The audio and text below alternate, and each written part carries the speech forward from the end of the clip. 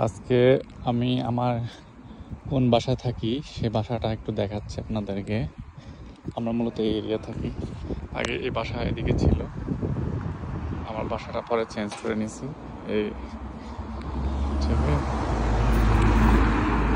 আজকের ওয়েদারটা খুবই ভালো।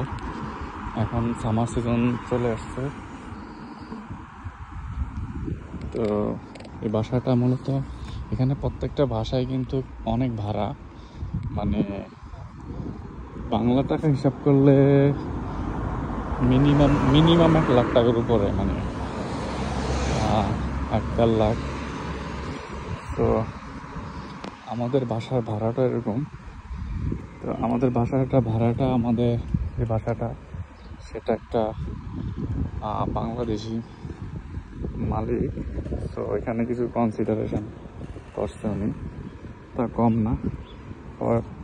প্রায় সব নিয়ে 1.5 লাখ টাকার মতো যায় বাসা ভাড়া আর হচ্ছে বিল, ইনক্লুডিং, হ্যাঁ, এগুলো সব নিয়ে বাংলাদেশ টাকা 1.5 লাখ টাকার মতো পড়ে। তো এই দেশটাতে আসলে মানুষ সুখে শান্তিতে জীবনযাপন করতে পারে, ঠিক আছে। কেন মানুষ এশিয়াকে প্রাধান্য না দিয়ে ইউরোপ বা পশ্চিমা দেশগুলো চলে আসে? কারণ হচ্ছে ইউরোপে মানুষের সব সোশ্যাল বলেন, হেলথ বলেন, ইকোনমিক বলেন, প্রত্যেকটা সেক্টরে মানুষ খুব শান্তিমতো জীবনযাপন করতে পারে।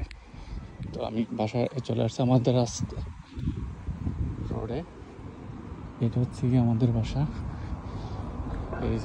এই বাসাটা চিন্তা করে দেখুন, এই বাসা কত ভাড়া। এখানে প্রত্যেকটা বাসায় আছে ডুপ্লেক্স, ঠিক আছে। এখানে ডুপ্লেক্স একই কোয়ালিটি, কোনো ধরনের কোনো চেঞ্জ নাই, ঠিক আছে।